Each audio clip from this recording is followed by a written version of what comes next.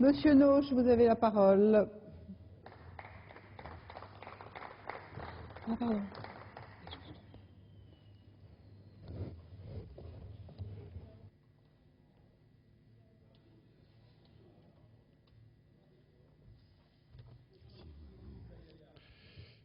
Absolument.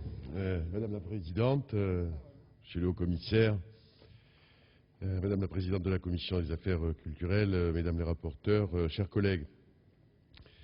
En 1905, Jean Jaurès prononçait le désormais célèbre discours à la jeunesse et déclarait « Instituer la République, c'est proclamer que les citoyens des grandes nations modernes, obligés de suffire par un travail constant aux nécessités de la vie privée et domestique, auront cependant assez de temps et de liberté d'esprit pour s'occuper de la chose commune. » Ce temps libéré pour la chose commune prenait jusqu'en 1997 la forme du service national.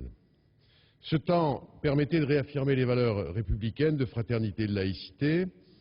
Nous mesurons aujourd'hui les conséquences dommageables de cette disparition en ce qui concerne non seulement la transmission des valeurs républicaines, mais aussi en ce qui concerne le brassage social et culturel que le service national permettait de créer, au moins en théorie, parce qu'avec toutes les imperfections, dont je ne citerai que la non-mixité et le caractère très relatif de l'universalité. Depuis lors, le besoin de préserver la cohésion nationale s'est fait à ce point ressentir qu'une multitude de dispositifs permettant aux jeunes de s'investir en tant que volontaires ont été institués. Ils étaient supposés remplacer le service national en tant que pierre angulaire de notre engagement citoyen. Force est de constater que si le projet de service civique tel que proposé aujourd'hui est un projet qui dépasse désormais les frontières partisanes et que chacun s'accorde à considérer qu'il pourrait permettre de recréer les conditions du brassage de toute une classe d'âge, d'améliorer le sens du civisme et de renforcer la cohésion nationale, il faut prendre le projet que nous examinons aujourd'hui pour ce qu'il est et non pour ce qu'il aurait pu être. Il me semble en effet difficile de parler de projets structurants pour l'ensemble de la société quand l'ambition affichée est de toucher 10% d'une classe d'âge.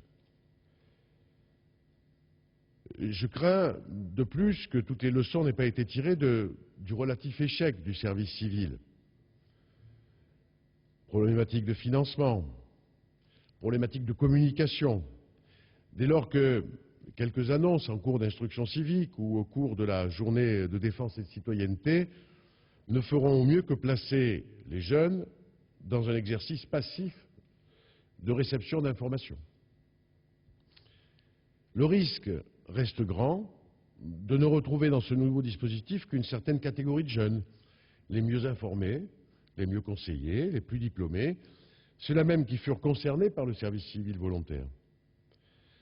À défaut donc de pouvoir parler de réussite quantitative, nous allons devoir mettre l'accent sur l'aspect qualitatif des choses et veiller à ce que le choix des projets par l'agence du service civique se fasse dans les conditions les plus strictes. À cet égard, je ne peux que me féliciter que les domaines de la défense, de la sécurité, de la prévention et de la sécurité civile fassent partie du champ du service civique.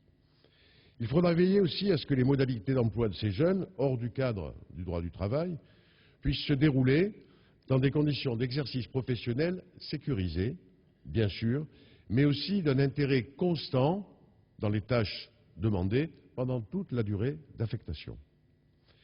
Je dirais pour conclure que, quelles que soient les bonnes intentions qui sous-tendent ce projet, nous devons l'aborder avec une certaine modestie.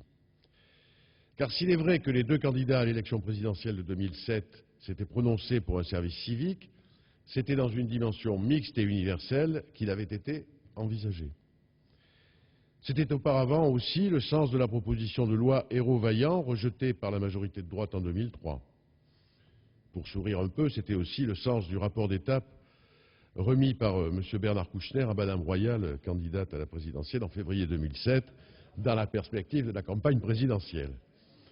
On parlait alors d'ambition, de rencontre des jeunes avec la nation, de dialogue entre les générations et les territoires, et c'est bien là l'ambition que nous devons partager au travers de cette proposition de loi, même si ce texte, à mon sens, ne doit être considéré que comme une première pierre apportée à cet édifice. Je vous remercie. Merci, monsieur.